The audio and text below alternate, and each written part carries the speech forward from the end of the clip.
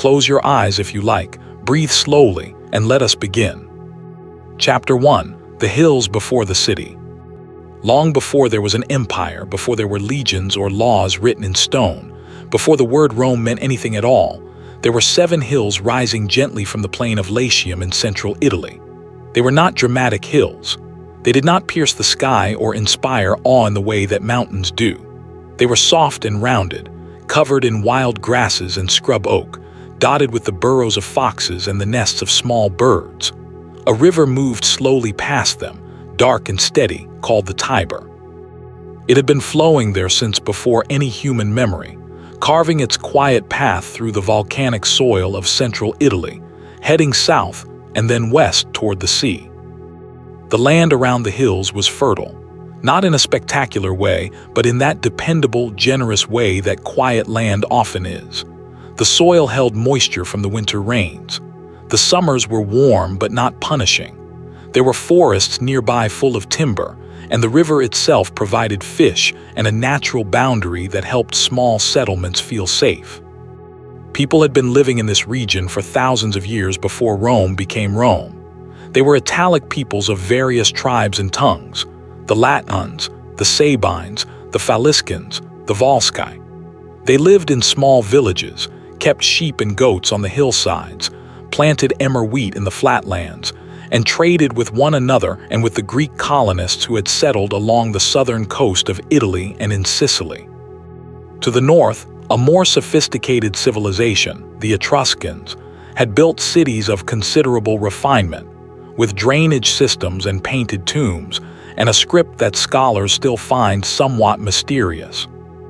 Somewhere in this world of small tribes and borrowed ideas, in the centuries around 1000 to 800 BCE, people began living more permanently on those 7 hills above the Tiber. They built huts of wattle and daub, with thatched roofs that dripped during the rainy months. They kept their animals on the lower slopes and climbed the hills for safety at night. Archaeologists have found traces of these early settlements: post holes in the earth where wooden poles once stood, fragments of coarse pottery, charred seeds of grain, animal bones cracked open for their marrow. These were not Romans yet. They did not call themselves Romans. They did not know what was coming. They were simply people doing what people have always done, finding a place that seemed safe and livable, building small shelters, raising children, tending their animals, hoping that the rains would come at the right time and the frosts would not kill the seedlings. But something about this particular place, these particular hills above this particular river, made it different. Or perhaps it was not the place itself, but the slow accumulation of choices, accidents, and circumstances that turned a cluster of huts into a village into a town into a city, and a city into something the world had never quite seen before. Let us not rush toward that transformation. Let us sit for a moment on one of those hills, in the quiet time before history began recording itself, and simply feel the air. It smells of river mud and wild thyme.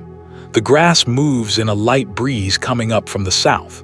A hawk circles overhead. The Tiber glitters faintly in the late afternoon light. Somewhere below, a child is calling out, and a dog is barking, and the smoke from a cooking fire rises in a thin, pale column toward a sky that is turning the deep gold of early evening. This is where it all begins.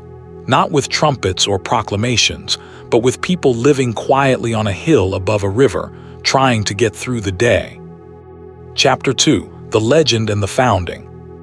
Every civilization eventually needs a story of its own beginning, something to place at the origin point, a myth that explains not just how things started, but why they started the way they did, and what it means that they started that way at all. The Romans told a story about twins. Romulus and Remus, so the story went, were the sons of a Vestal virgin named Rhea Silvia and the god Mars himself. Their grandfather had been a king in the city of Alba Longa, but his throne had been stolen by his brother, who feared a prophecy that said the rightful heirs would someday overthrow him. So the usurper ordered the twin boys thrown into the Tiber River, hoping the river would do what he was unwilling to do himself. But the river was gentle that day. The basket carrying the infants drifted to the base of the Palatine Hill, one of the 7 hills, and settled in the mud at the edge of the water. There, a she-wolf found the bobbies. Instead of eating them, as wolves are generally expected to do with helpless creatures, she nursed them, as if they were her own cubs. Later, a shepherd named Faustulus discovered the infants and brought them home to be raised by his wife Acca Larentia. The twins grew up strong and capable. They eventually discovered their true origins, overthrew the usurper, restored their grandfather to his throne, and then set out to found a city of their own on the hills near the Tiber where the wolf had nursed them.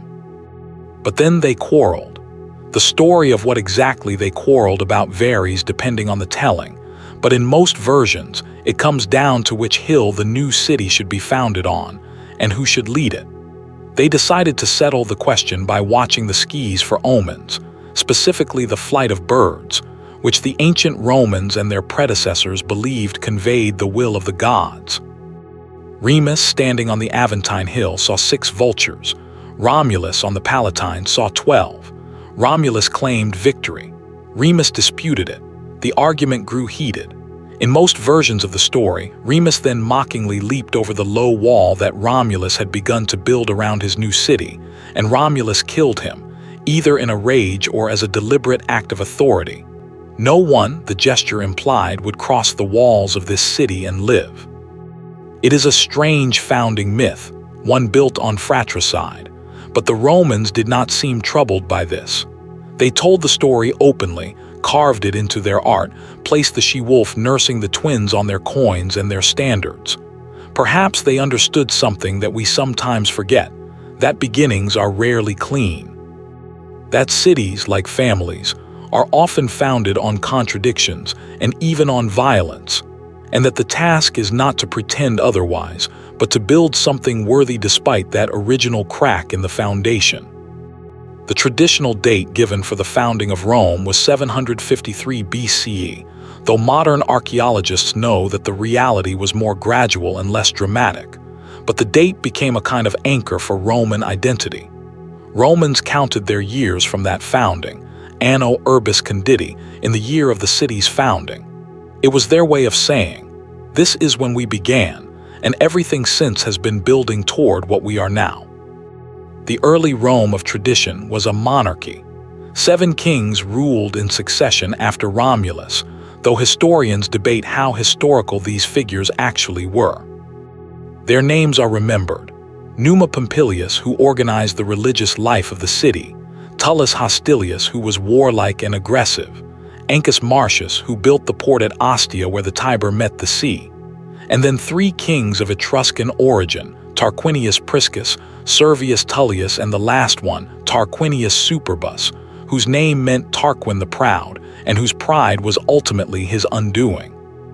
The story of how the monarchy ended is another one of those Roman founding myths that blend history and legend in ways that are impossible to fully untangle. The short version is that the son of Tarquinius Superbus committed a terrible act of violence against a noble Roman woman named Lucretia, who then took her own life rather than live with the shame. Her kinsmen, outraged, rose up against the king, expelled him from the city, and swore that Rome would never again be ruled by a king. This happened, tradition said, in 509 BCE, and from that year, Rome would be governed not by a king but by the Republic. Chapter 3: The Republic Stirs. Imagine, if you will, the morning after the king was gone. The city of Rome in 509 BCE was not large by the standards we are used to thinking about. It was perhaps home to a few tens of thousands of people at most. The Forum, which would one day be crowded with marble temples and triumphal arches and the humming business of empire, was then a muddy open space between the hills, a place for markets and assemblies, damp in the mornings with river fog. The Capitoline Hill loomed above it, steep-sided, with the great temple of Jupiter nearing completion at its summit, an enormous building by the standards of the time, meant to impress upon the Romans and their neighbors that something serious was being built here, something that intended to last. The men who expelled the king had to decide, quickly, how to govern. They settled on a system that would shape not only Rome's future but much of the world's. Instead of one king, they would have two magistrates, elected annually, who held equal power and could each veto the other. They were called consuls. The idea was elegant in its simplicity. No one man could accumulate too much power because there was always another man of equal standing who could check him. And neither man could hold the office for more than 1 year, ensuring that power circulated rather than pooled. Below the consuls was a complex architecture of other offices: quaestors who handled finances, censors who counted the population and assessed property, praetors who administered justice, aediles who oversaw the city's buildings and markets and festivals. Above them all, in times of genuine emergency, the Senate could appoint a dictator, a single man with absolute authority, but only for a period of 6 months. After that, power returned to its normal channels. The Senate itself was the center of Roman political life, a body of men, always men in these early centuries, drawn from the aristocratic families of the city, the patricians, who claimed descent from the original founders and who monopolized not just political power but religious authority as well. They sat in their chamber on the edge of the forum, debating, arguing, forming alliances, and generally guiding the ship of state with the conviction that they, and they alone, knew best how to do it. But the patricians were not the only Romans. Below them was the much larger class of plebeians, the common people, farmers and craftsmen, merchants and day laborers, soldiers who fought in the legions and returned home to find their land encumbered with debt or seized by creditors while they were away. The plebeians had rights, but not the same rights as patricians. They could not hold the highest offices. They could not marry into patrician families. They could not always know what the law actually said, because the law was not written down but kept in the heads of patrician priests who could interpret it however was convenient. The history of the early republic is in large part the story of the struggle between these two groups, the conflict of the orders, as historians call it, a long, slow, sometimes fierce, sometimes surprisingly peaceful negotiation over who counted in Roman society and how much. It stretched across roughly 2 centuries, from the founding of the Republic to around 287 BCE, and it produced, gradually, a series of concessions from the patricians. The laws were written down in what became known as the 12 Tables, allowing at least the possibility that a man could know what he was accused of violating. A special category of officers called tribunes of the plebs was created, with the power to protect ordinary citizens from abuses by magistrates. Eventually, plebeians were allowed to hold the consulship, and then one consulship each year was reserved for a plebeian. It was not a revolution. It was more like a long, careful, often frustrating negotiation, with setbacks and moments of near violence and then quiet periods of compromise. The plebeians even staged something like strikes, withdrawing from the city to a nearby hill and refusing to serve in the army or work in the fields until their demands were met. These events were called the secessions of the plebs, and they worked, not because patricians were suddenly moved by justice, but because patricians needed soldiers, and soldiers were plebeians, and armies do not fight well when the men in them feel they have no stake in the outcome. All of this is important background for understanding what Rome became, because the Republic trained Romans in a particular way of thinking about power and governance. It was never a democracy in the Greek sense.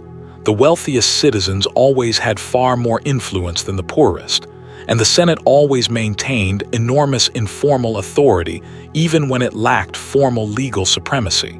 But it was not a tyranny either. It was something in between, something that placed enormous value on tradition, on the collective authority of the Senate, on the idea that no one man should rise so high that he could not be brought low by the combined disapproval of his peers. This idea, this deep, almost visceral Roman suspicion of individual supremacy, would be the Republic's greatest strength for centuries and, ultimately, its most poignant failure. Chapter 4: The Early Legions and the World They Walked Through. The Roman army of the early Republic was not yet the legendary war machine that would one day conquer most of the known world. It was a citizen militia, called up when needed, sent home when the campaign was done. Men served because they owned land, and owning land meant having something to defend.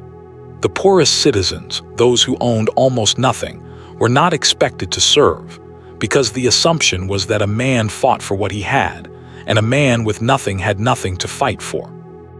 This would change over time, as it had to.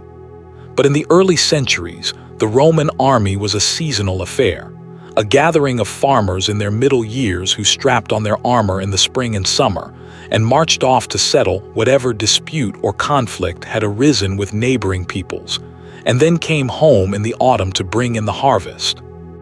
And there were always neighboring peoples to deal with.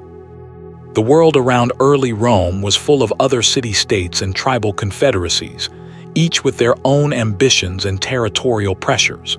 To the north were the Etruscans, sophisticated and powerful, who had at one point controlled Rome itself during the period of the kings. To the south and east were the Latins, Samnites, Volsci, and Equi. Occasionally there were raids from Gauls who had settled in the Po Valley to the north. In 390 BCE, in what Romans remembered ever after as a catastrophe of almost mythological proportions, a Gaulish army sacked the city of Rome itself, burning most of it to the ground and leaving only the Capitoline Hill, where a small band of defenders held out. The Romans rebuilt. They always rebuilt, and slowly, through a combination of military success, generous alliance policies, and the particular Roman genius for absorbing and incorporating defeated peoples into their own system rather than simply crushing them, they extended their control over the Italian peninsula. The Latin War, ending in 338 BCE, brought Rome's nearest neighbors firmly into the Roman orbit. The Samnite Wars, a brutal series of conflicts stretching from 343 to 290 BCE, brought the tough hill peoples of central and southern Italy under Roman dominion after much difficulty, and at least one spectacular Roman humiliation, when a Roman army was trapped in a mountain pass called the Caudine Forks and forced to surrender. The Romans remembered that defeat for generations. It had a way of sharpening the hunger for eventual victory. By around 270 BCE, Rome controlled nearly all of the Italian peninsula south of the Po River.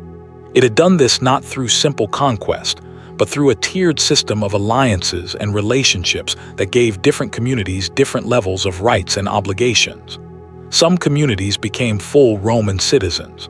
Others became Latin allies with most of the rights of citizens.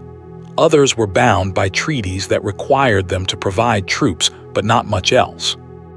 It was a flexible, pragmatic system, and it worked at least for a while, because Rome generally treated its allies with a degree of respect, giving them a share in the prosperity and prestige of Roman success. The legions that marched through these early Italian campaigns were becoming something new in the world. They developed the manipular formation, a flexible tactical arrangement that replaced the old Greek-style phalanx with smaller, more maneuverable units that could fight effectively on uneven terrain. Each legion of roughly 5,000 to 6,000 men was divided into smaller groups called maniples, arranged in 3 lines based on experience. The youngest men at the front, the middle-aged veterans in the center, and the oldest, most seasoned soldiers at the rear, called the triarii, who knelt on one knee with spears braced until the moment they were needed, the final reserve, the last thing a wavering battle line had to fall back on. These were not professional soldiers yet. They were still, in theory, citizen farmers. But the campaigns were getting longer, the distances greater, and the demands on men who had fields to tend back home were becoming harder to sustain. That tension between the demands of empire and the realities of the men who built it would eventually become one of the great crises of the late Republic. But that was still far away. For now, let us simply walk with these men for a moment, these soldiers of the early Republic, moving down a dusty Italian road in the warm autumn light. They carry their equipment themselves, a heavy throwing spear, a short sword called a gladius, a large shield, a helmet, and enough food and tools to set up camp at the end of the day. They are tired, but not desperate. They know where they are going and roughly what they will find when they get there. They march in step, not because someone ordered them to, but because marching together at the same pace is easier on the body over long distances than marching in a scattered crowd. At the end of the day, they will build a camp. This is one of the things that sets Roman armies apart. Every night, wherever they stop, they build a proper encampment with earthen ramparts and a ditch and proper gateways and streets laid out in a regular pattern. It takes hours. The men are already tired, but they do it anyway because a proper camp is a safe camp, and safety at the end of a long march is not something to be sacrificed for the sake of saving a little labor. Many of the cities of the later Roman world would grow up around these temporary camps, their street grids still following the Roman pattern, because that is simply where the streets happened to be when the camp became a town. The fire is lit, the porridge is cooked, the sentry rotations are organized, and in the deepening dark of an Italian night, with the stars emerging one by one from the black sky, the soldiers of the early Roman Republic sleep on the ground and dream of home. Chapter 5. The Mediterranean world opens. By the middle of the 3rd century BCE, Rome had become the dominant power on the Italian peninsula. But the peninsula was not the world, and the world was full of other powers who had their own ideas about how things should be arranged. The city of Carthage, situated on the northern coast of Africa in what is today Tunisia, was one of the great powers of the Western Mediterranean. It had been founded by Phoenician traders from the city of Tyre, and over the centuries it had built a maritime empire of considerable reach, controlling the coasts of North Africa, much of Spain, the island of Sardinia, and the western half of Sicily. Carthaginian merchants sailed from the Pillars of Hercules all the way to the coasts of Britain in search of tin, and down the western coast of Africa in search of gold. Their city was wealthy, sophisticated, and fully aware of its own importance. For centuries, Rome and Carthage had coexisted without much conflict. They were powerful in different spheres, Rome on land, Carthage on sea. But as Rome extended its control over southern Italy and Carthage maintained its hold on Sicily, the two spheres of influence began to overlap, and overlap is where conflicts are born. The First Punic War, which began in 264 BCE and lasted for 23 years, was the first great test of Rome's capacity to extend its power beyond the Italian peninsula. It was also the occasion on which Rome did something it had never done before, built a navy. The Romans were not natural sailors. The sea was not their element, but they needed ships to fight Carthage, so they built them, and they built them with a characteristically Roman combination of practicality and innovation. They copied Carthaginian ship designs, legend says from a single Carthaginian warship that had run aground on the Italian coast and been captured. And then they added something new. The corvus, a kind of boarding bridge fitted with a heavy spike at its end, which could be dropped onto the deck of an enemy ship, pinning it in place and allowing Roman soldiers to do what Roman soldiers did best, which was fight at close quarters with swords. The corvus did not win every battle. The sea was unpredictable in ways that land was not, and Roman fleets were repeatedly wrecked by storms in addition to suffering some genuine defeats at the hands of Carthaginian admirals. But the Romans kept rebuilding their fleets and kept coming back, and eventually, in 241 BCE, they won a decisive naval victory near the Aegates Islands off the western coast of Sicily, forcing Carthage to sue for peace. Sicily became Rome's first overseas province. The peace did not last, it never does. The Second Punic War, which began in 218 BCE, is one of the most dramatic stories in all of ancient history. Its central figure is Hannibal Barca, the greatest general Carthage ever produced and arguably one of the most gifted military commanders in the history of the world. Hannibal was the son of Hamilcar Barca, a Carthaginian general who had fought Rome in Sicily with some distinction, and who, according to a famous story, made his young son swear eternal enmity to Rome before allowing him to accompany the army on campaign. Hannibal grew up in Spain, where Carthage had been building a new empire to replace what it had lost in Sicily and Sardinia. He was an intelligent, charismatic man who understood both strategy and human nature with unusual depth. When Rome began making moves that he interpreted as provocations, he decided not to wait for Rome to bring the war to him. He would bring the war to Rome. He marched his army, which included war elephants, from Spain across the Pyrenees Mountains, through southern Gaul, and over the Alps in the depths of winter. The crossing of the Alps remains one of the most extraordinary military feats of the ancient world. Men and elephants and horses picking their way along narrow mountain tracks, with the cold cutting into them and the path crumbling away at the edges, and the local mountain tribes attacking from above. Hannibal lost thousands of men and most of his elephants in the crossing, but he reached the Po Valley of northern Italy with an army still capable of fighting, and what happened next was one long catastrophe for Rome. At the Battle of the Trebia River, he drew the Romans into an attack and then enveloped them. At Lake Trasimene, he ambushed an entire Roman army on a misty morning and essentially destroyed it. And then, at Cannae in 216 BCE, he produced what military historians still study as one of the most perfect tactical victories in the history of warfare. At Cannae, Hannibal faced a Roman army considerably larger than his own. He arranged his army with his weakest troops in the center and his strongest on the flanks. The Romans attacked the center and drove it back. But as they pushed forward, the flanks curved inward around them, and the Roman army, pressing forward in a mass, found itself surrounded on all sides. In the course of a single afternoon, somewhere between 50,000 and 70,000 Roman soldiers were killed. The precise numbers are debated, but whatever the exact figure, it was a slaughter of almost incomprehensible scale. Rome received the news of Cannae in shock. Senators' sons had been killed. Consuls had been killed. The flower of Roman military manhood lay in the dust of an Apulian field.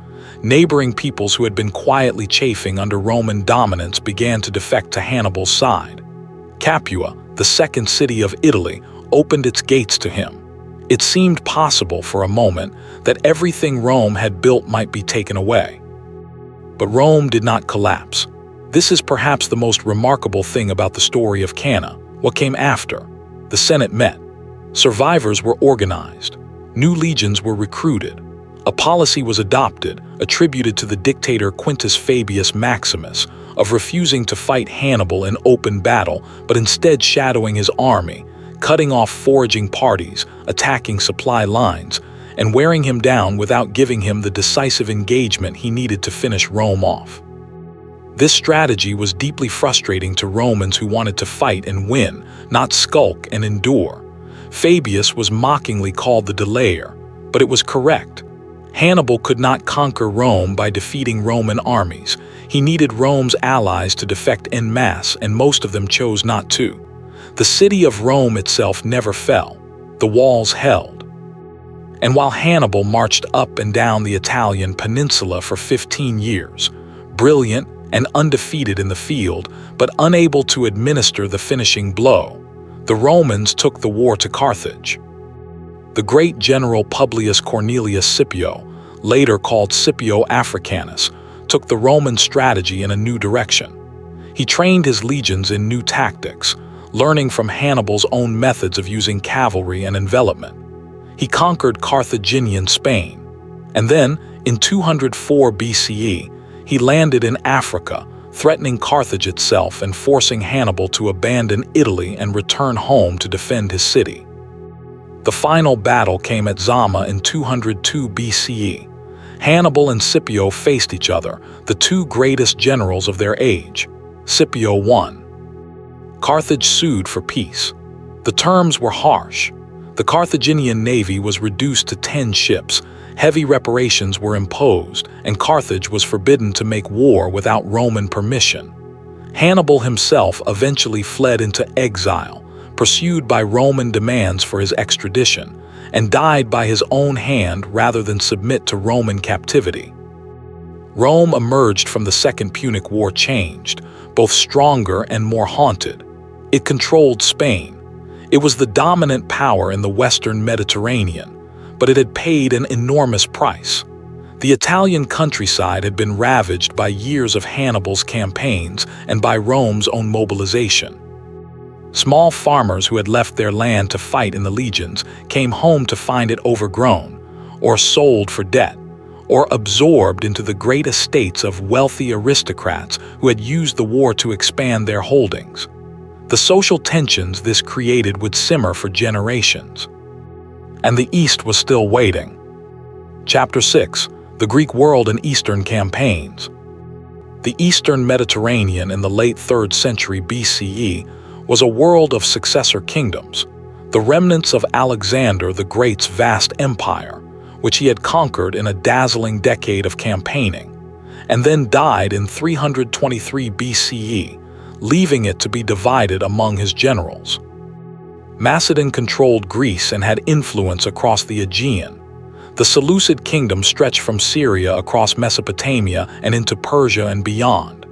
Egypt was ruled by the Ptolemies, a dynasty that would eventually produce its most famous member, Cleopatra, centuries later. These were sophisticated, wealthy kingdoms with elaborate court cultures, magnificent cities, world-class libraries, and a general sense that they had been the centers of civilization for a very long time and intended to remain so. They had heard of Rome. They did not take it terribly seriously. This was a miscalculation that would prove fatal to their independence. The involvement of Rome in Greek affairs began gradually and somewhat reluctantly. Roman senators were not, in these early decades of Mediterranean expansion, eager imperialists looking to conquer the world. They were, by and large, practical men who responded to threats and opportunities as they arose, and who had an ingrained habit of understanding Roman security in terms of ensuring that no single power dominated any region close enough to threaten Italy.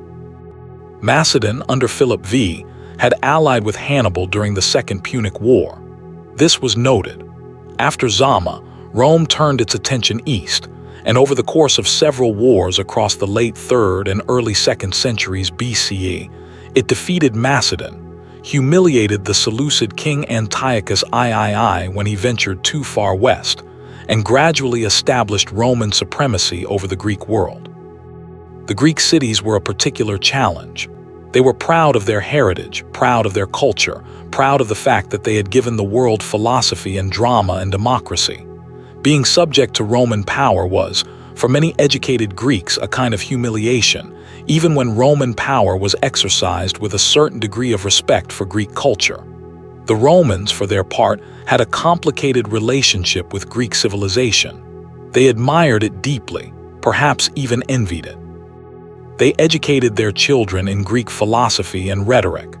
They collected Greek art with an enthusiasm that sometimes shaded into obsession. But they also considered themselves morally superior to Greeks, tougher, more disciplined, less given to luxury and philosophical abstraction. The Greek historian Polybius, who was taken to Rome as a political hostage in 168 BCE and ended up spending years in the household of the Scipio family, wrote a history of Rome's rise to power that is one of our most valuable sources for this period. He was trying to explain to his Greek audience, and perhaps to himself, how and why Rome had managed to conquer the Mediterranean world in roughly 50 years. His answer centered on Rome's constitution, the mixed system of consuls, senate, and popular assemblies, which he saw as producing a kind of stability and collective decision-making capacity that other polities lacked.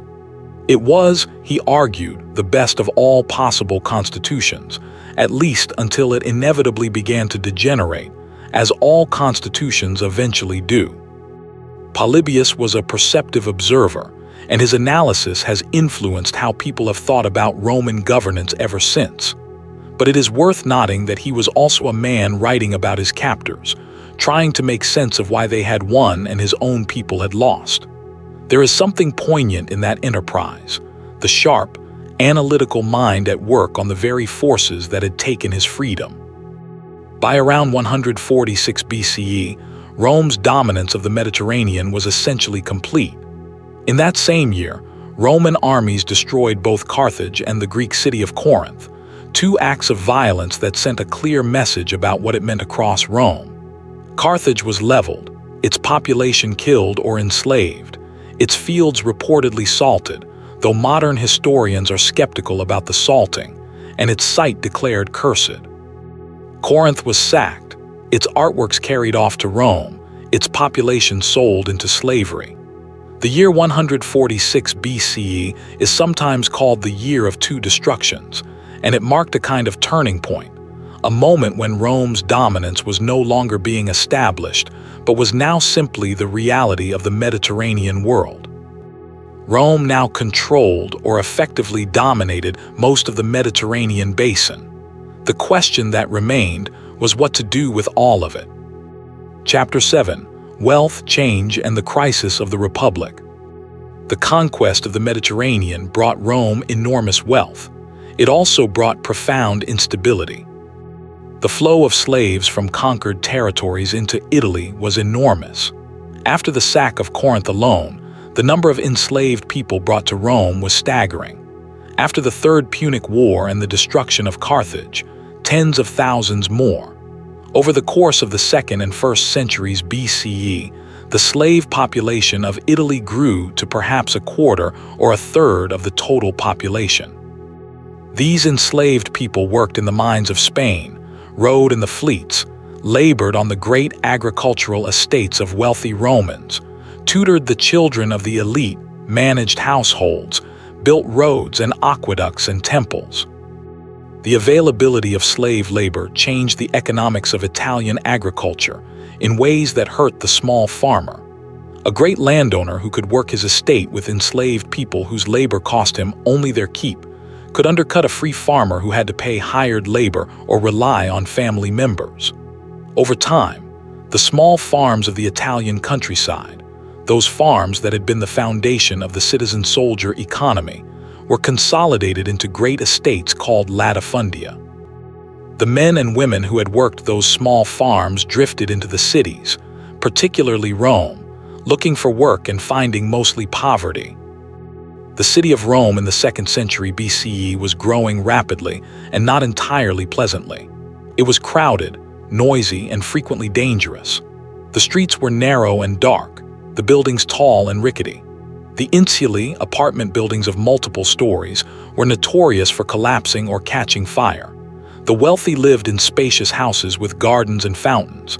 The poor lived in rented rooms where they slept on straw and cooked over tiny braziers that were a constant fire hazard. The streets were full of the noise of commerce and the occasional eruptions of the political process. Public speeches, distribution of grain, the theater of elections. The grain itself was becoming a political issue. The Republic had no systematic way of feeding its urban poor. The traditional expectation was that men owned land and grew their own food, or worked for wages sufficient to buy food. As that expectation became increasingly out of step with reality, feeding the people of Rome became a problem that the political system had to address, and the addressing of it became entangled with political ambition and factional competition in ways that were sometimes ugly. Into this charged atmosphere stepped Tiberius Gracchus in 133 BCE. He was a tribune of the plebs, from a distinguished family with impeccable aristocratic credentials, not a radical outsider, but a member of the elite who had come to believe that the concentration of public land in the hands of the wealthy was undermining the Republic.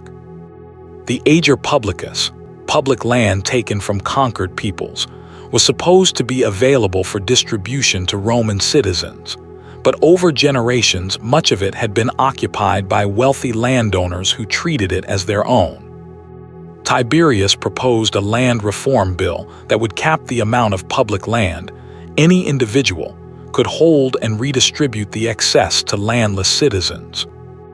It was a moderate proposal by the standards of later radical politics, but in the context of Roman aristocratic politics, it was explosive. The Senate was furious. When a fellow tribune, acting at the Senate's behest, tried to block the bill by using his veto, Tiberius did something unprecedented. He had the tribune removed from office by popular vote, arguing that a magistrate who opposed the will of the people he was supposed to represent had forfeited his right to office. This was constitutionally questionable, to say the least. It opened a door that the Republic would never quite manage to close again. And then, when Tiberius tried to stand for a second consecutive tribunate, a mob of senators and their allies beat him to death in the Forum. His body was thrown into the Tiber. The murder of Tiberius Gracchus was a kind of threshold crossing for the Roman Republic. Political violence had always been possible. Now it had become actual.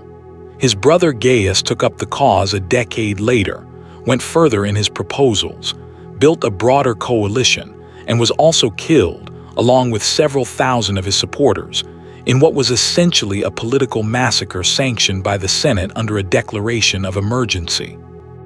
The Gracchus crisis did not resolve the underlying problems it had brought to the surface.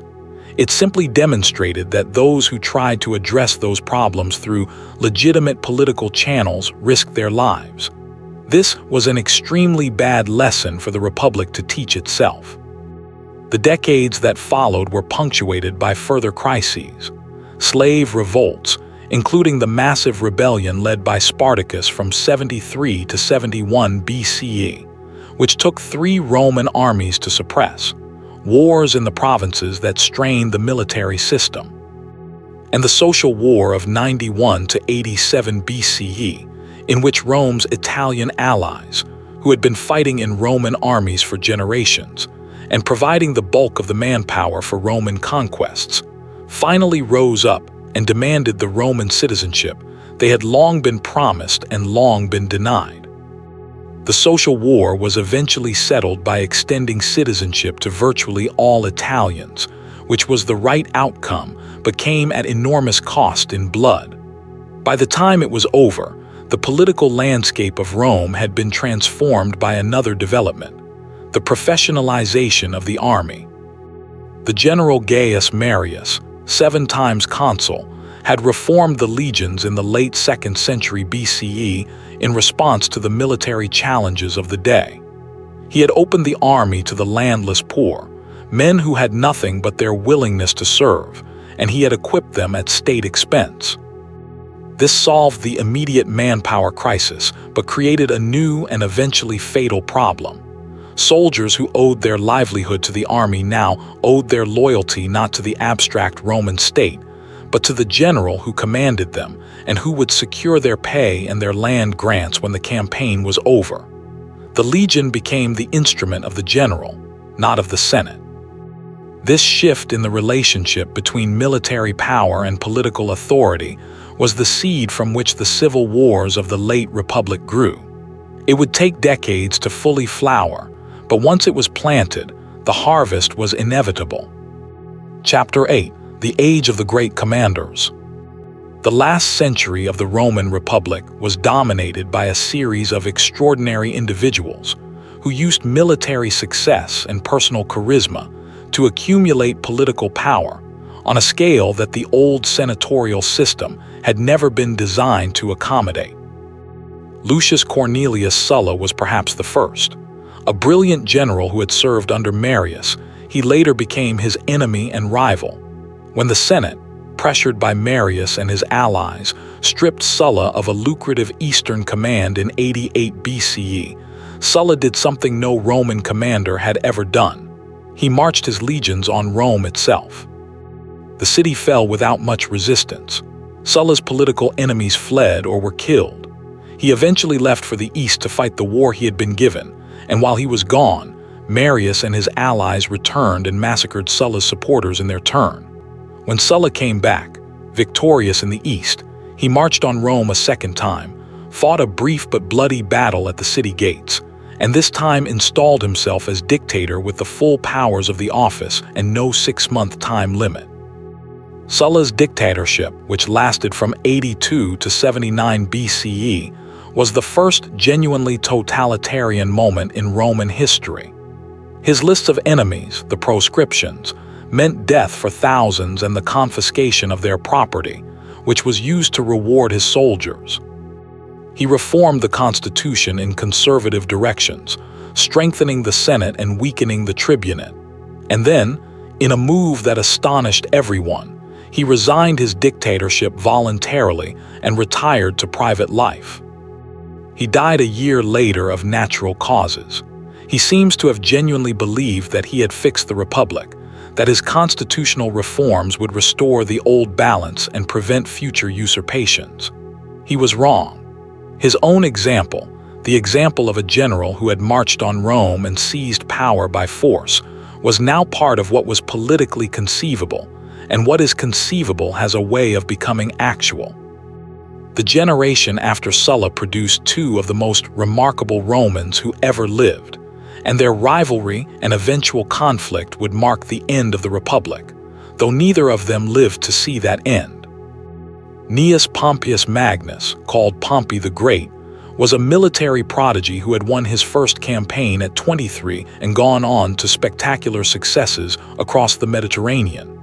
He cleared the sea of pirates who had been disrupting trade and supply lines, a problem Rome had failed to solve for decades, and he did it in a matter of months. He then reorganized the eastern Mediterranean, defeating the aging King Mithridates of Pontus, who had been a thorn in Rome's side for 20 years, and establishing a new arrangement of kingdoms and provinces that brought enormous wealth to Rome and enormous prestige to himself. Gaius Julius Caesar was a different kind of man from Pompey, though he too was a military genius. He was first and foremost a politician, a man who understood the machinery of Roman public life with extraordinary precision, and who maneuvered within it with a combination of genuine vision and breathtaking audacity.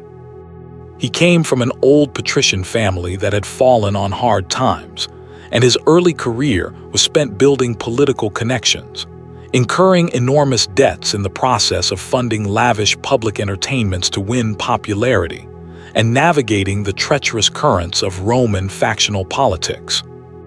Caesar, Pompey, and a third man, Marcus Licinius Crassus, the wealthiest man in Rome, formed an informal political alliance in 60 BCE that modern historians call the First Triumvirate. It was not a legal or constitutional arrangement. It was simply three powerful men agreeing to support each other's interests. Crassus provided money, Pompey provided military prestige and veteran soldiers, and Caesar provided political skill and popular support. The arrangement got Caesar the consulship in 59 BCE, and after that, the governorship of Gaul, which turned out to be the making of him. The Gallic Wars from 58 to 50 BCE were Caesar's decade of glory and horror. He campaigned across what is today France, Belgium, Switzerland, and parts of Germany, fighting a series of tribes and confederacies with a tactical brilliance and personal energy that were remarkable even by Roman standards. He twice crossed the Rhine into Germany to demonstrate that Rome could, and twice crossed the Channel to Britain, the edge of the known world. His account of the campaigns, the Gallic War, is one of the masterpieces of Latin prose, spare, precise, written in the third person as if he were describing someone else's actions, which gives it a kind of eerie calm authority. He writes about building a bridge across the Rhine in 10 days, about the siege works at Alesia where he besieged a Gaulish army while simultaneously constructing outer fortifications to defend against a relief force, fighting in two directions at once.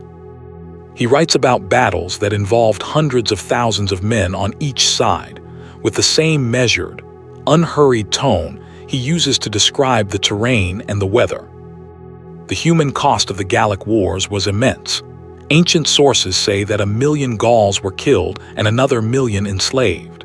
These numbers may be exaggerated, but the scale of the violence was certainly enormous. Caesar understood this perfectly well and did not seem particularly troubled by it. What mattered to him was that Gaul was conquered, his army was victorious, his veterans were loyal, and his political position back in Rome was transformed. He was now the greatest general of his age, commanding veteran legions who would follow him anywhere. And his political enemies were suddenly very aware of how much they had to fear from him. Chapter 9. The Crossing of the Rubicon. The Rubicon was a small river. That is worth saying clearly at the outset, because its name has become so freighted with significance that it is easy to imagine it as something dramatic and vast, a great torrent roaring between steep banks. In reality, it was a modest stream in northern Italy, probably not much wider than a man could throw a stone across, shallow enough to wade through in summer. But it was a boundary. It marked the southern limit of Caesar's provincial command in Gaul. Roman law was absolutely clear on the subject. A general in command of an army could not bring that army across the boundary of his province into Italy proper without the authorization of the Senate. To do so was to commit an act of war against the Roman state, treason of the most explicit kind. By January of 49 BCE, the political situation had deteriorated to the point where Caesar was left with essentially no good options. His alliance with Pompey had collapsed after the death of Crassus in a military disaster in the east and the death of Pompey's wife Julia, who was Caesar's daughter, which had removed the personal bond between the two men. Pompey had drifted toward the Senate and Caesar's enemies. Efforts at negotiation had failed. The Senate had passed what amounted to a declaration of emergency against Caesar, requiring him to lay down his command. If Caesar obeyed, he would lose his provincial command, lose the immunity from prosecution that came with it, and face trial for various acts during his consulship and his campaigns that his enemies had been carefully cataloging. He would be politically destroyed, possibly exiled, possibly executed. If he did not obey, he would be a rebel. On the night of January 10th or 11th, Caesar stood at the bank of the Rubicon with one legion, the 13th, and made his decision. Ancient sources give him various remarks for the occasion. One has him say, in Greek, a phrase that translates roughly as the die is cast. Another has him speak at length about the significance of the step he is about to take, about law and tradition and the fate of the Republic. Whatever he said or did not say, he crossed. The legion marched across the shallow water in the winter dark, and when they were on the other side, everything had changed. What followed was a civil war, but not the prolonged, grinding horror that one might have expected given the forces involved. Caesar moved so fast that Pompey and the Senate were caught off balance. They fled from Rome, then from Italy altogether, crossing to Greece to regroup. Caesar swept through Italy in weeks, secured Spain, and then followed Pompey to Greece. The decisive battle came at Pharsalus in Thessaly in August of 48 BCE. Pompey had a larger army and believed he had the advantage. Caesar's veterans were outnumbered but fought with the controlled ferocity of men who had been together for a decade in Gaul. When the battle was over, Pompey's army was destroyed and Pompey himself was fleeing for his life. He sailed to Egypt, hopping for refuge.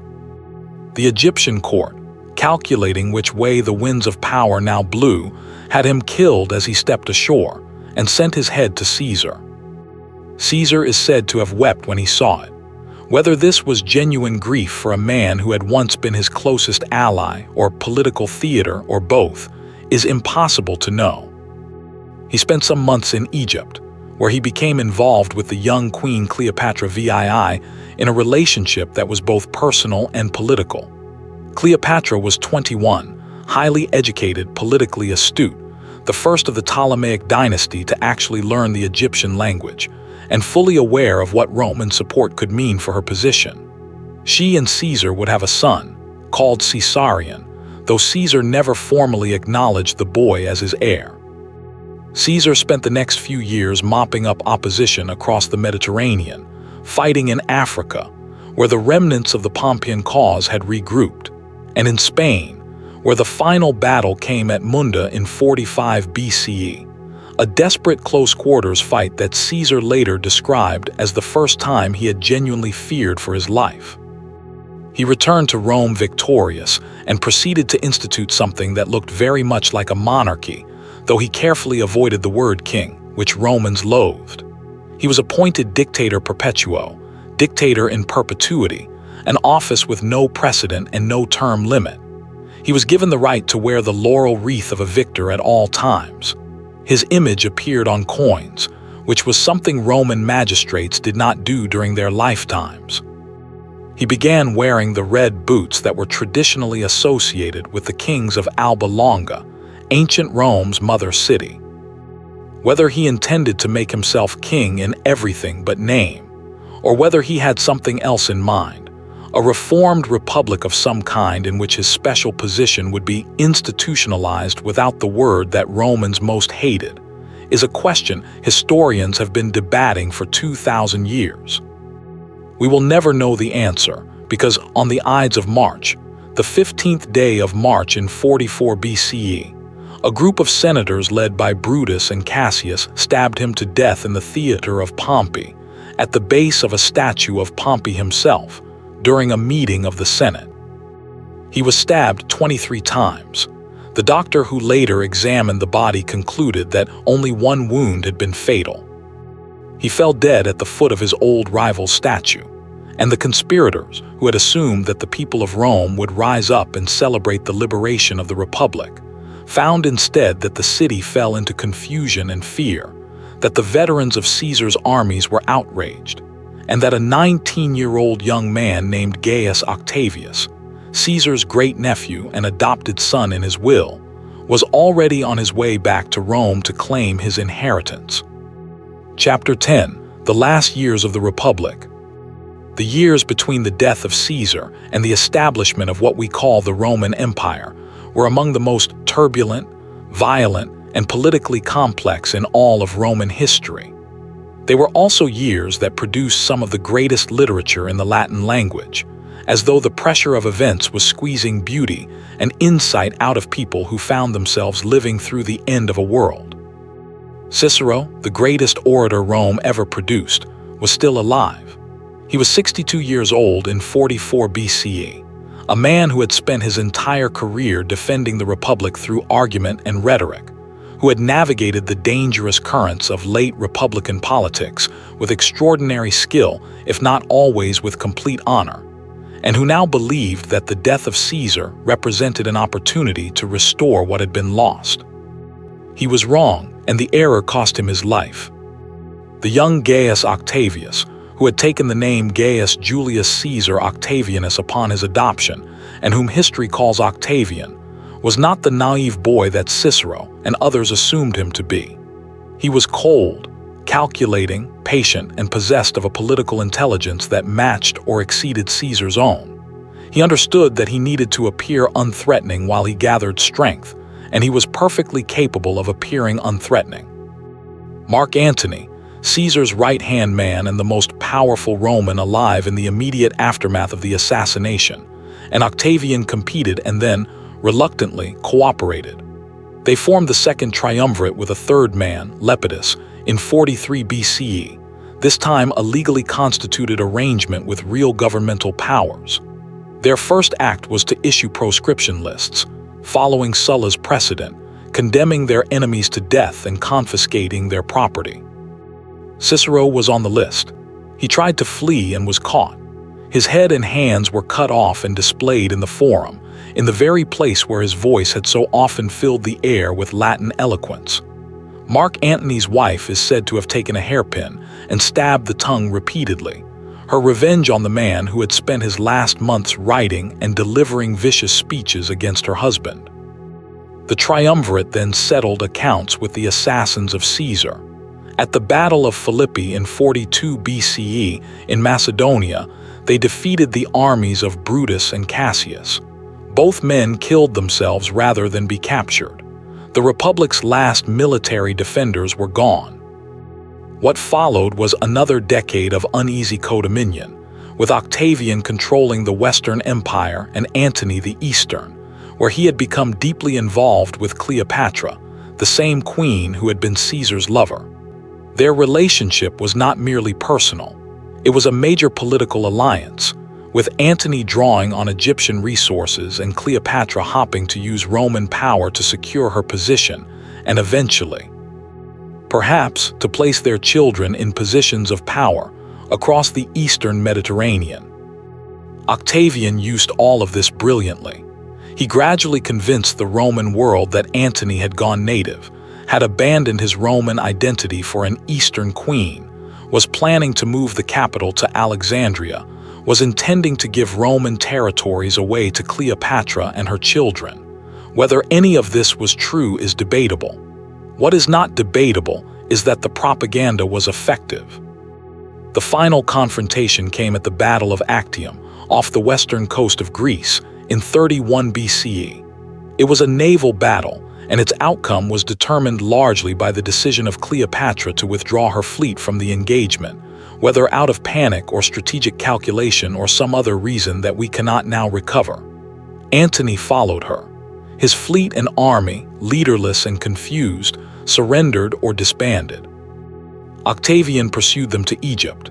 Antony, receiving a false report that Cleopatra was already dead, fell on his sword. He survived long enough to be carried to Cleopatra and to die in her arms. Cleopatra, faced with the prospect of being paraded through Rome in Octavian's triumph, chose instead to die as well. The manner of her death is uncertain. The asp is the most famous story, but it may be legend. Octavian became the master of the Roman world. He was 32 years old. Chapter 11. Augustus and the New Order. Octavian was too intelligent to repeat Caesar's mistakes. He understood that what had killed Caesar was not ambition or even tyranny, but the failure to maintain the forms of republican tradition while exercising the substance of monarchical power. Romans could accept a great deal, but they could not accept being made to feel that they were subjects rather than citizens. So Octavian performed the republic.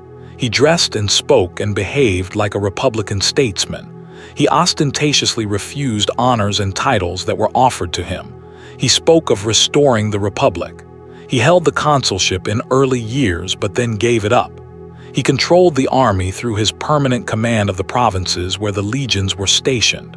He controlled the treasury. He controlled foreign policy. But he did all of this through a carefully assembled collection of constitutional powers and titles, none of which individually sounded like kingship, but which together amounted to something functionally identical. In 27 BCE, in a carefully staged scene in the Senate, he offered to return all his powers to the Senate and people of Rome. The senators, who knew perfectly well what would happen if real power vacuum appeared, begged him to stay. He graciously agreed to continue serving the state. The Senate gave him the title Augustus, a word with religious connotations of something sacred and revered, something elevated above the ordinary. He also held the title Princeps, meaning first citizen, the leading man of the Senate, a term that had republican precedent and sounded appropriately modest. History calls his system the Principate from that title. Historians who see it clearly call it a monarchy that declined to use the word. Augustus himself preferred to speak of his auctoritas, his personal authority and prestige, as the basis of his position rather than any formal power. He was the first among equals, primus inter pares, except that the equality was fictional and everyone knew it. He ruled for 44 years, until his death in 14 CE. In that time he transformed Rome. The city itself was rebuilt. Augustus famously said that he had found Rome a city of brick and left it a city of marble, and while this is somewhat of an exaggeration, the transformation was real and visible. He built the Forum of Augustus, centered on the great temple of Mars Ultor, Mars the Avenger, which he had vowed to build if he defeated the assassins of Caesar. He rebuilt the Temple of Apollo on the Palatine Hill. He sponsored the construction of the Theater of Marcellus, named for his beloved nephew who died young. His general and son-in-law Agrippa built the original Pantheon, later rebuilt by Hadrian, and the great complex of baths that bore his name. Everywhere in Rome there were signs of the new order's investment in the city that was now the capital of the world. Beyond the city, the transformation was equally profound. The provinces were reorganized. The army was professionalized. Soldiers now served fixed terms of 20 years in the legions, received regular pay from the treasury, and on retirement received either a land grant or a cash payment. This made the army loyal to the state, or at least to the emperor who controlled the state, rather than to individual generals. The navy was regularized. The road system was extended and maintained. A postal system was established for official communications. The census was taken, and the provinces assessed for taxation on a systematic basis. Augustus was not a warm man by most accounts. He was cold and careful, a man who had survived by being more ruthless than his opponents, and then, once he had won, been more moderate than anyone had expected. He had a deep sense of the importance of appearances, of the right image projected through the right channels. He controlled the literature and art of his era not through crude censorship, but through patronage and the cultivation of a circle of writers and artists who shared, or at least performed, his vision of a renewed Rome. Virgil wrote the Aeneid, the great Roman national epic, under the influence of Augustus's court, a poem that traces Rome's origins back through the Trojan War, and that ends with Augustus himself, implicitly presented as the fulfillment of a divine plan set in motion by the gods from the very beginning. Horace wrote his odes, lyrics of extraordinary beauty and compression, celebrating Roman virtue and the blessings of peace. Livy wrote his monumental history of Rome from its foundations, a work of enormous scope that sought to extract moral lessons from the Roman past for a present that had lost its way and was now finding it again. The Augustan age was, by any measure, one of the great cultural flowerings in human history. It was also built on a foundation of blood, the blood of the proscriptions and the civil wars, and all the violence that had been necessary to produce the peace that made the flowering possible. Augustus understood this contradiction perfectly well. He chose to emphasize the peace. The Pax Romana, the Roman peace, was not universal or absolute. There were still wars on the frontiers, in Germany, in the Balkans, in the East. In 9 CE, 3 Roman legions commanded by a general named Varus were ambushed and annihilated in the forests of Germany by Germanic tribes under a chieftain named Arminius, a man who had actually served in the Roman army and learned Roman tactics. The disaster of the Teutoburg Forest, as it is called, killed perhaps 20,000 Roman soldiers and permanently convinced Augustus that the Rhine should be the northern boundary of the empire. He is said to have cried out, in his old age, Augustus, "Give me back my legions." The German frontier never moved substantially eastward again. But within the frontiers, the peace was real. People could travel from Britain to Syria without crossing a border. A merchant in Alexandria could send goods to Spain without fear of pirates or war. A man in Gaul could sue a man in Asia Minor in a Roman court. The world was not perfectly just, not perfectly safe, and certainly not perfectly equal. But it was more connected and more stable than it had been in living memory, and that stability was worth something real to the people who lived within it. Augustus died in 14 CE in the town of Nola in Campania, south of Rome. He was 75 years old, a remarkable age for the ancient world. He had outlived almost everyone who had been young at the same time as him. Agrippa, his great general and son-in-law, was long dead. His nephew Marcellus, his stepson Drusus, his grandsons Gaius and Lucius, all dead before him. All of them he had hoped might succeed him, all of them gone too soon. In the end, he was succeeded by his stepson Tiberius, a man he had never particularly liked, but who had the military credibility and the administrative competence the job required. On his deathbed, Augustus is reported to have asked his friends whether he had played his part in the comedy of life well enough, and then quoted a traditional formula from the Roman theater: "If I have pleased you, give me your applause." He had played his part. The applause was enormous if complicated. The empire he had created would endure for centuries. What he had done to the Republic, to the old forms of collective governance, was not reversible. The monarchy that called itself something else would continue until the city itself was no longer the center of the world it had made. Chapter 12. The Julio-Claudian Emperors. Tiberius, who followed Augustus, was a man made difficult by circumstances and temperament. He had spent much of his adult life as a successful general, winning campaigns in Germany and the Balkans, developing a reputation for iron discipline and tactical competence. But he had also spent years in what amounted to honored exile on the island of Rhodes, retired from public life at Augustus's behest when it became clear that Augustus preferred other potential heirs. He returned reluctantly to public life when most of those other heirs died, and he succeeded to the principate at 55 with no particular enthusiasm for the role. His reign began with genuine restraint. He worked with the Senate, deferred to it in ways that Augustus had not always bothered to, and showed some of the old republican respect for the body's dignity. But over time, the relationship deteriorated. Tiberius was not a sociable man. He did not enjoy the theater of imperial power, the banquets and public appearances and careful management of relationships that Augustus had found, if not enjoyable, at least something he was willing to do. The instrument that corrupted his reign most visibly was the law of treason, the Maestas Law, which had been used in the Republic to prosecute those who diminished the greatness of the Roman people, and which was now extended to cover offenses against the emperor's dignity. Under Tiberius, accusations of treason multiplied, sometimes brought by informers who were rewarded with a portion of convicted persons' estates.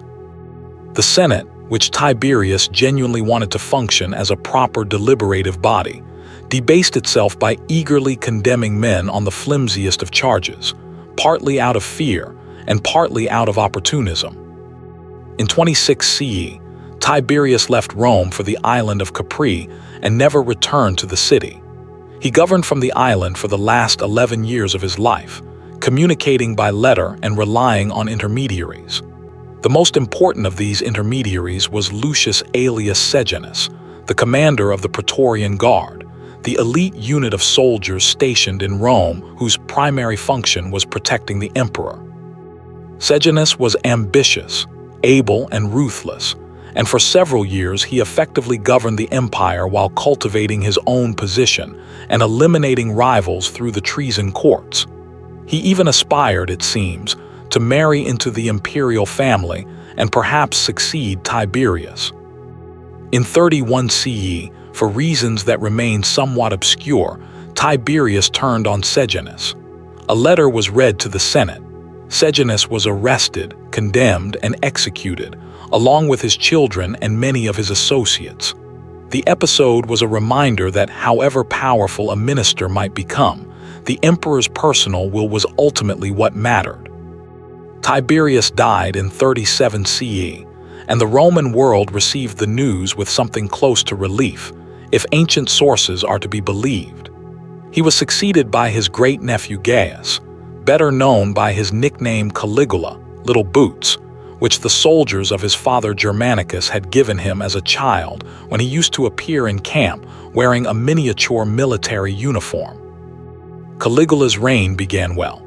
He freed political prisoners, burned the treason files, and made generous distributions to the people and the soldiers. But something went wrong, and it went wrong quickly. Whether Caligula suffered a mental illness, or was simply corrupted by absolute power, or whether the ancient sources exaggerated his behavior out of political animus, is debated. What the sources agree on is that his reign became characterized by erratic cruelty, public humiliation of senators, bizarre behavior at court, and a willingness to execute people for no clear reason. He was assassinated in 41 CE by officers of the Praetorian Guard, stabbed in a palace corridor during the festival of the Palatine Games. He was 28 years old and had reigned for less than 4 years. The conspirators apparently intended to restore the Republic, but the soldiers of the Guard, stumbling through the palace afterward, found Caligula's uncle Claudius hiding behind a curtain and acclaimed him emperor. The Senate, faced with an armed garrison insisting on Claudius, capitulated. Claudius was 50 years old and widely considered a joke. He walked with a limp, his head shook when he was nervous, and he had spent most of his life as a scholar, studying Etruscan history and writing works that survived into at least late antiquity before being lost. His own family had kept him away from public life, apparently embarrassed by his physical oddities. But Claudius turned out to be a capable emperor. He reorganized the imperial bureaucracy, extending the use of freed slaves as professional administrators, which offended the aristocracy but improved efficiency. He oversaw the conquest of Britain in 43 CE, personally crossing the Channel to receive the formal submission of British tribes and carrying an elephant in the procession, because elephants were impressive. He expanded Roman citizenship. He built a new harbor at Ostia to address Rome's chronic grain supply problems. He was also deeply unfortunate in his domestic life. His first wife was divorced, his second executed for adultery and conspiracy. His third wife, Messalina, whom he seems to have genuinely loved, took a public lover and went through a form of marriage with him while Claudius was still alive. She was executed in 48 CE. His fourth wife, Agrippina the Younger, who was also his niece, was a formidable political operator who was determined that her son by a previous marriage should succeed Claudius. That son was Nero. Claudius died in 54 CE. Agrippina was widely accused of poisoning him with mushrooms, and the story was certainly believed in antiquity. Whether it is true is unknowable. Nero succeeded smoothly at 16 years old.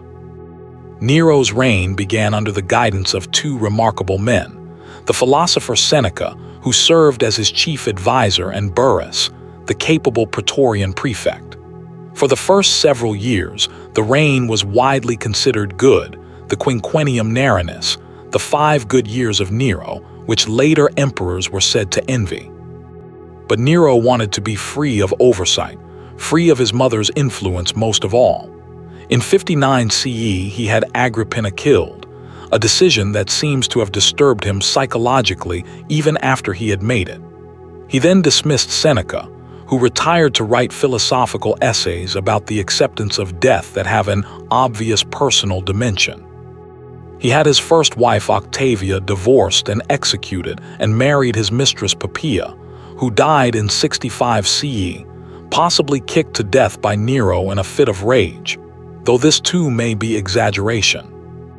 The Great Fire of Rome in 64 CE burned for 6 days and destroyed large portions of the city.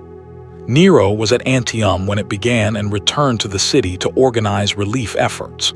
The story that he fiddled while Rome burned is anachronistic, since fiddles did not exist, and probably invented, since the fire appears to have genuinely caught him by surprise. But he did use the burnt-out areas to build an enormous palace complex for himself, the Domus Aurea, the Golden House, which covered a substantial part of central Rome and included a rotating dining room ceiling, a man-made lake, and an enormous gilded statue of Nero himself. He blamed the fire on the Christians, a small religious group in Rome whose practices were poorly understood and who made an easy scapegoat. The persecution that followed was brutal, and among those killed in it, according to later Christian tradition, were the apostles Peter and Paul. Nero's end came in 68 CE when the governors of several provinces rose in revolt. The Senate declared him a public enemy. He fled Rome and, receiving no help and hearing that his death was imminent, killed himself with the help of a secretary. His last words, according to one ancient source, were Qualis artifex perio, "What an artist dies in me." With his death, the Julio-Claudian dynasty, the family of Augustus, was extinguished. Chapter 13. The Year of 4 Emperors and the Flavians. 68 to 69 CE saw something that many Romans had feared and some had forgotten was possible. The imperial succession contested not by politics and family maneuvering, but by armies. 4 men claimed the purple in the space of a single year. Galba, the elderly governor of Spain who had led the revolt against Nero, was murdered by the Praetorian Guard after he failed to pay them the donative they expected. Otho, who had helped arrange Galba's murder, held Rome briefly before being defeated in battle in northern Italy by the armies of Vitellius, the general of the Rhine legions. And then Vitellius was defeated in turn by the forces of Vespasian, the commander who had been fighting a Jewish revolt in Judea and who was proclaimed emperor by the Eastern legions. Vespasian was a new kind of emperor, not from the old aristocracy, not connected by blood to Augustus, not from Rome itself but from a small town in the Sabine Hills. He was blunt, practical, and possessed of a self-deprecating sense of humor that Romans found refreshing after the theatrical excesses of Nero. When he was dying and felt a sudden urge to stand up, he remarked that an emperor should die on his feet, and stood and died.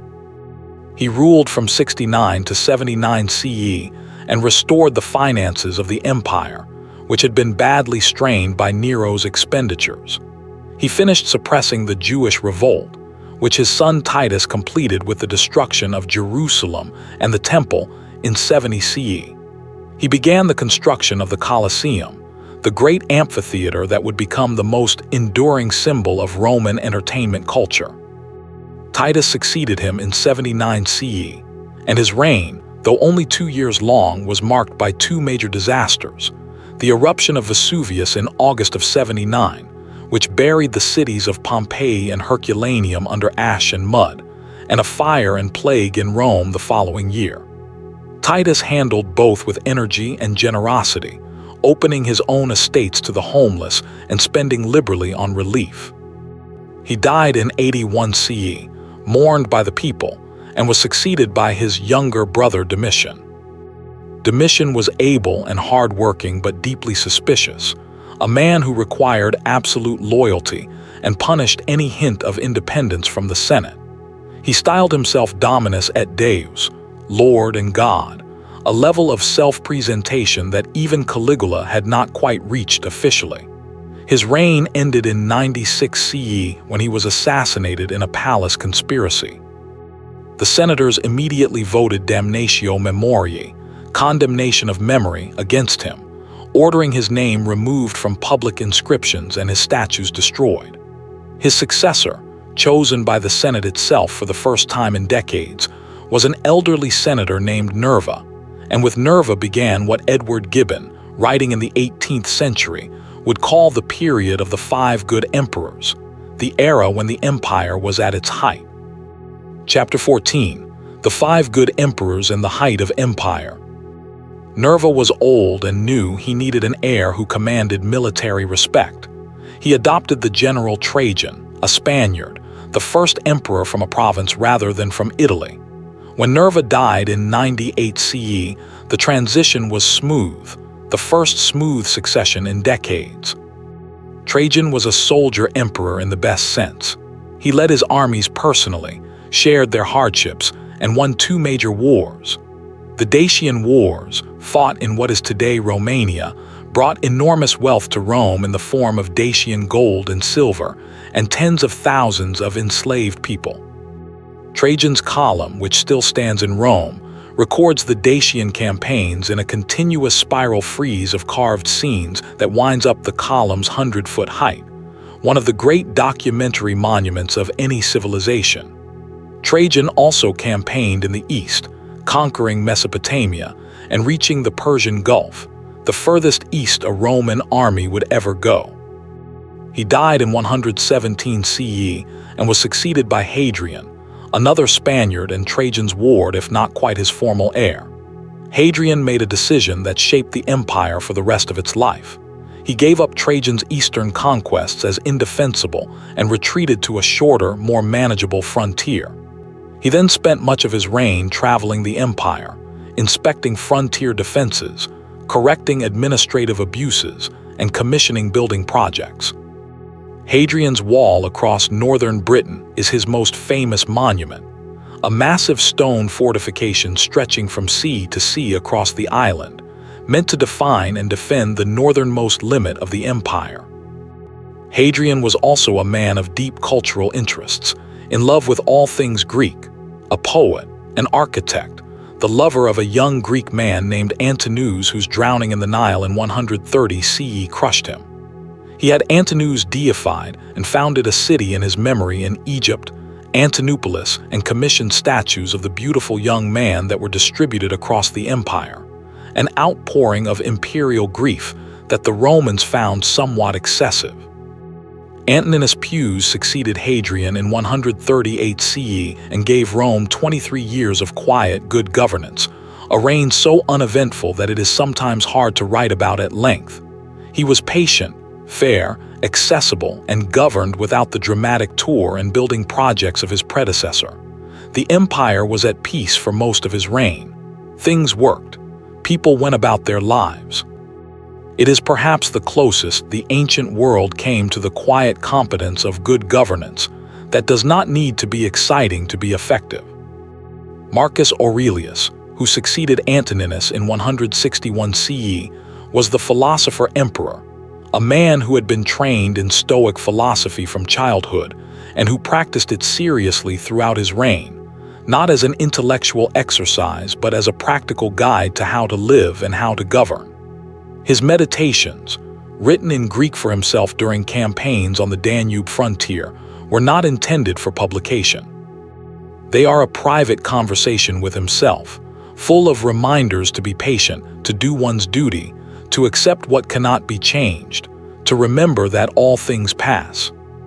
His reign was not the peaceful continuation of Antoninus's that everyone had hoped for. A plague, brought back from the Parthian Wars in the east, swept through the empire from 165 CE onward, killing millions over the course of 20 years. Pressure on the Danube frontier from Germanic tribes, the Marcomanni and others, required years of hard campaigning that Marcus hated but prosecuted with steady determination. He died on campaign in 180 CE, probably on the Danube frontier, and was succeeded by his son Commodus. The choice of Commodus is often presented as the great failure of Marcus Aurelius, the one lapse in an otherwise admirable life. Commodus was a narcissist who identified himself with Hercules, appeared in the arena personally to fight gladiators and exotic animals, and renamed Rome and the months of the year after himself. His government was in the hands of a series of favorites while he pursued his theatrical interests. He was strangled in a bath by a wrestler named Narcissus at the end of 192 CE, and with him, the Antonine dynasty ended. The world that these five emperors, Nerva, Trajan, Hadrian, Antoninus, Marcus, had governed at its height was remarkable in scope and in the diversity of peoples it encompassed. From Hadrian's Wall in the north of Britain to the Sahara Desert in the south, from the Atlantic coast of Portugal in the west to the upper reaches of the Euphrates River in the east. The empire at its greatest extent covered roughly 5 million square kilometers and held a population that modern estimates place at somewhere between 50 and 80 million people.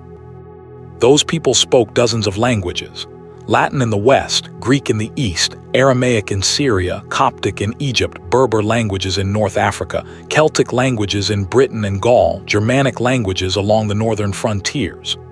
They worshipped hundreds of gods, the official Roman pantheon, the mystery religions that had spread from the east, Isis from Egypt, Mithras from Persia, the god of the Jews, and increasingly the god of the Christians. They ate different foods and wore different clothes, and built their houses in different styles. The Roman Empire was not culturally uniform.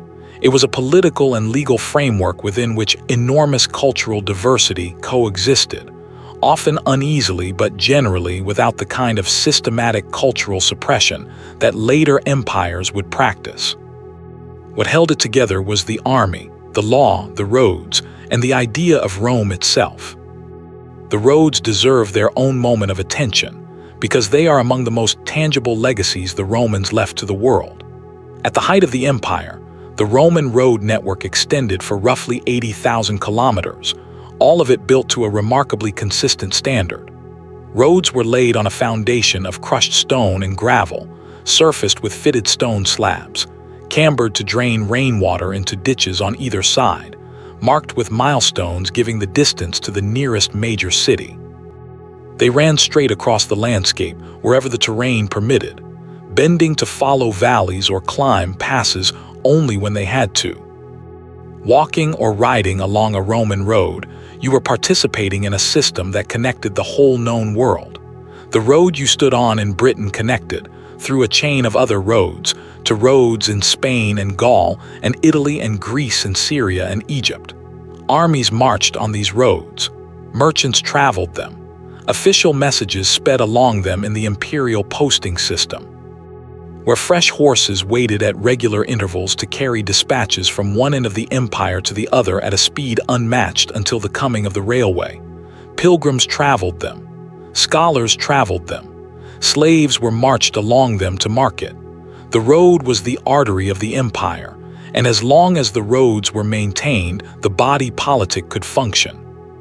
Chapter 15: Daily Life in the Roman World.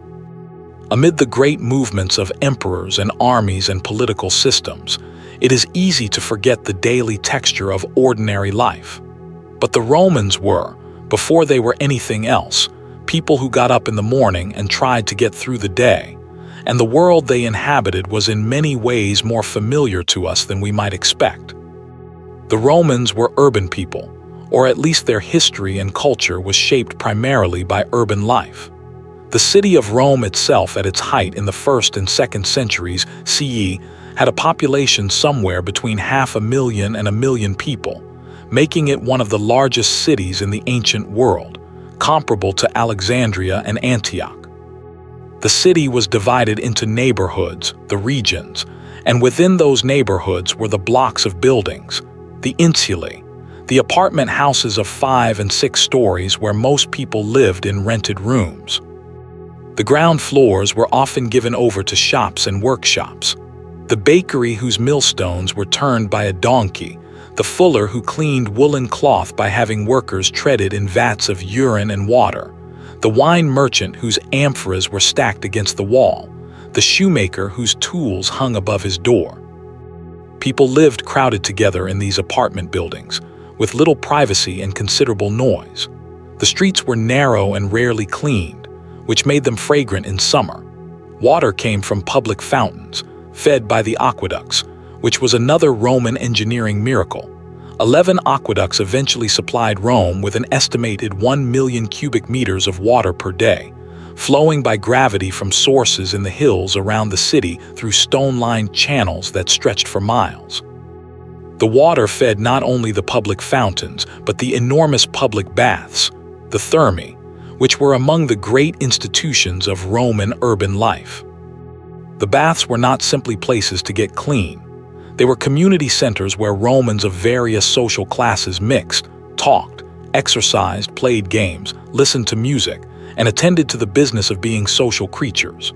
The great imperial baths, like the baths of Caracalla or the baths of Diocletian, were enormous complexes covering many acres, with heated rooms at different temperatures, cold plunge pools, exercise areas, libraries, and gardens.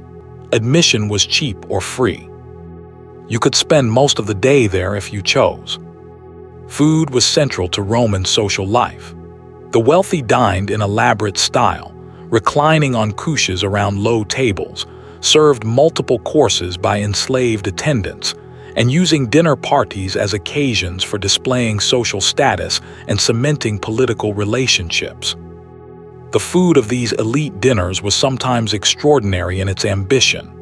Dishes meant to surprise and impress, stuffed dormice, flamingo tongues, dishes made to resemble other dishes, the kind of culinary theater that is still practiced at the expensive end of the restaurant world. The poor ate more simply. Street food was essential in a city where most people did not have kitchens.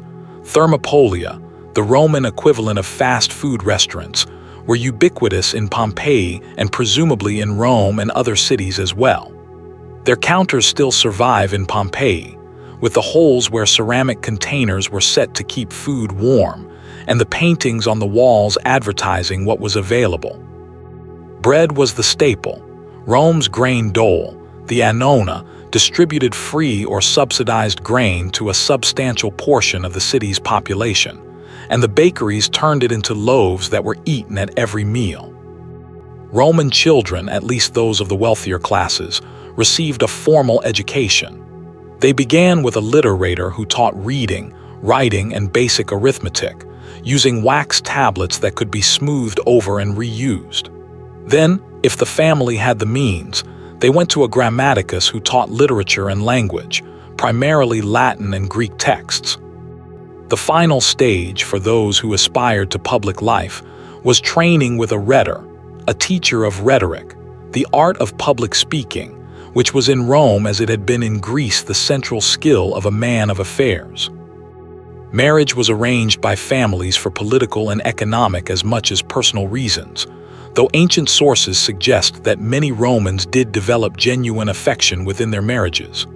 Women, at least women of the upper classes, had more autonomy than their counterparts in classical Athens. They could own property, make wills, and appear in public relatively freely.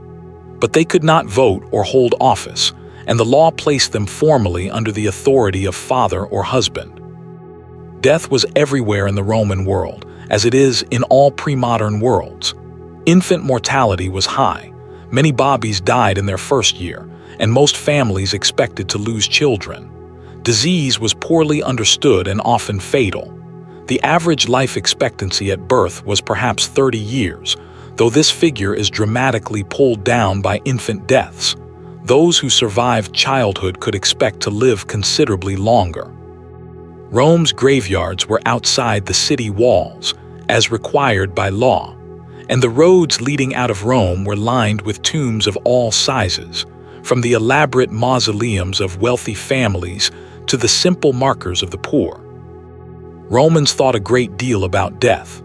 The Stoic philosophy that was so influential among the educated classes made a central concern of it, urging practitioners to contemplate their mortality not with dread but with equanimity, to recognize that death was natural and inevitable, and that a good life was measured not by its length, but by how well it was lived.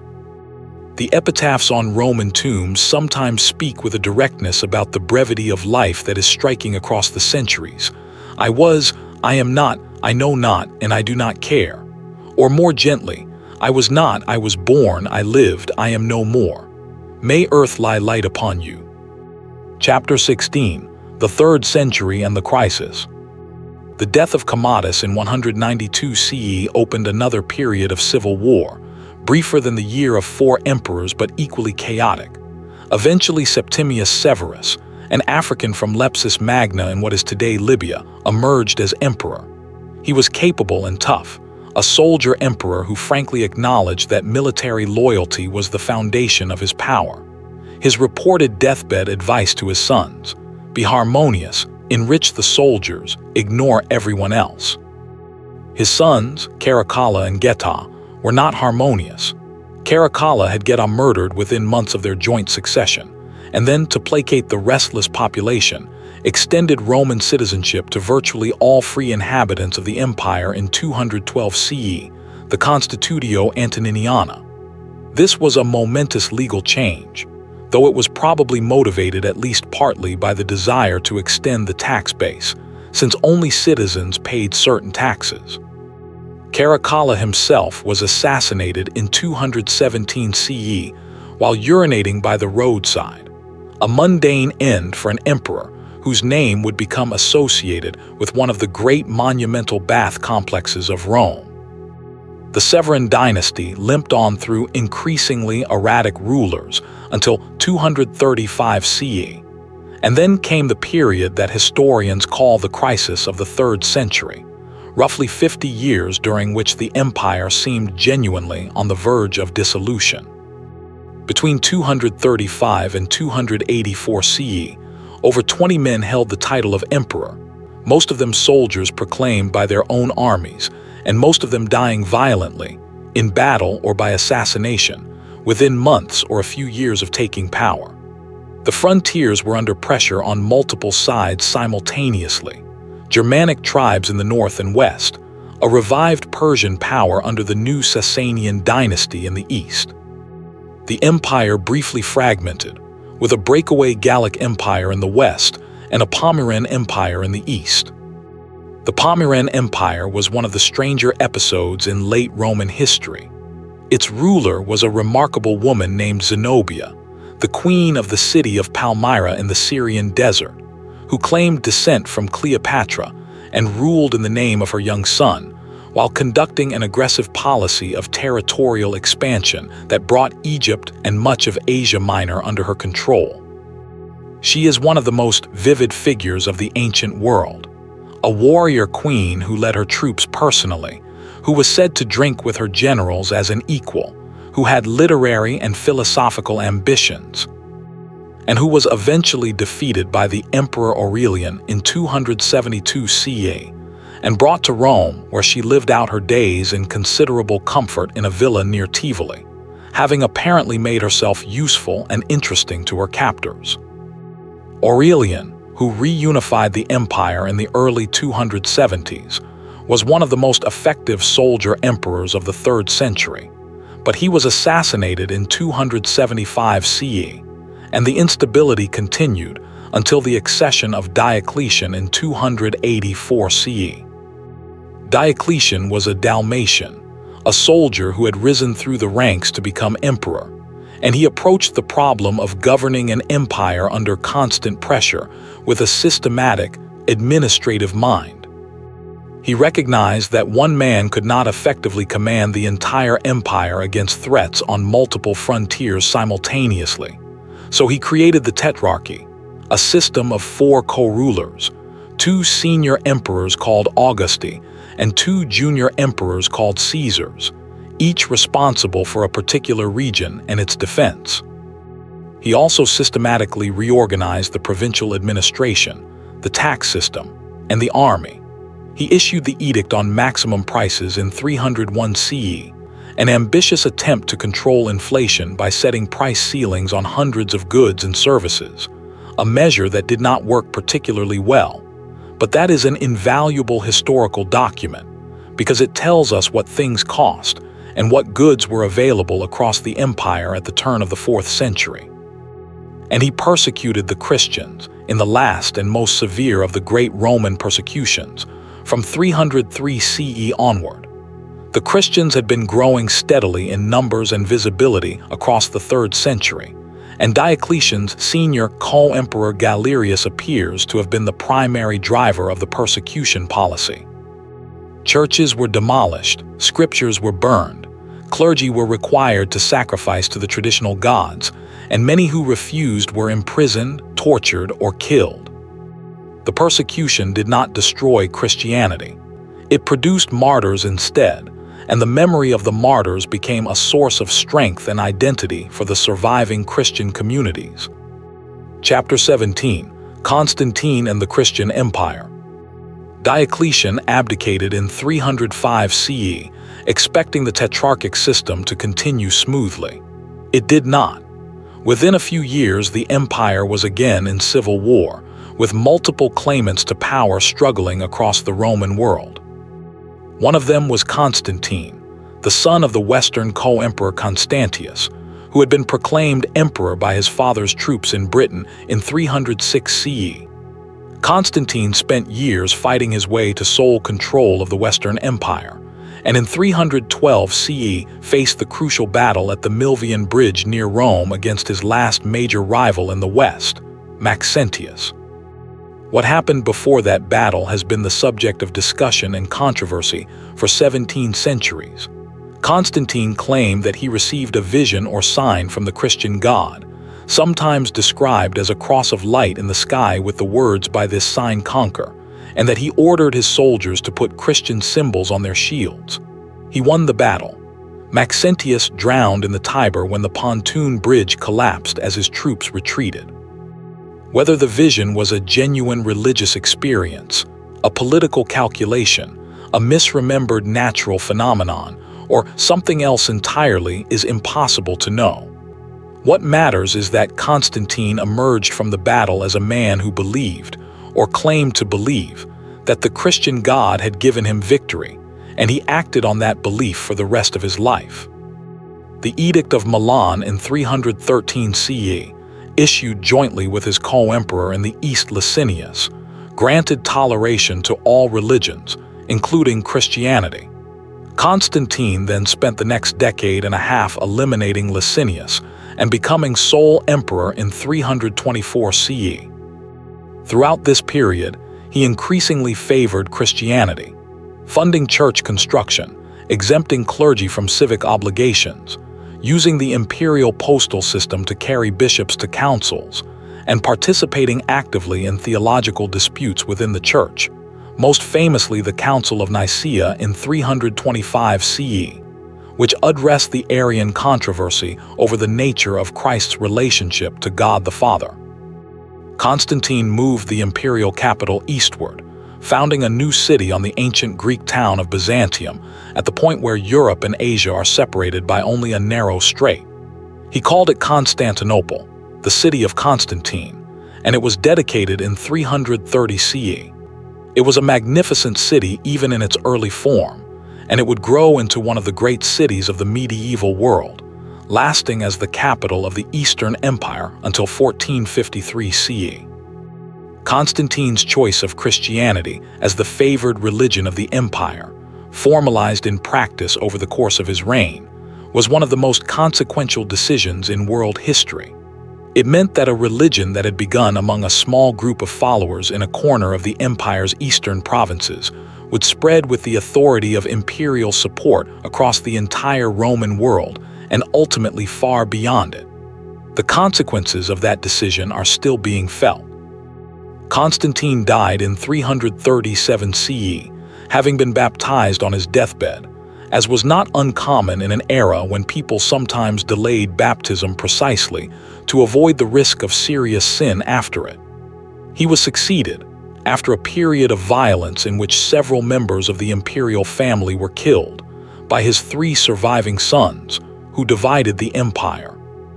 The decades after Constantine were complex religiously as well as politically.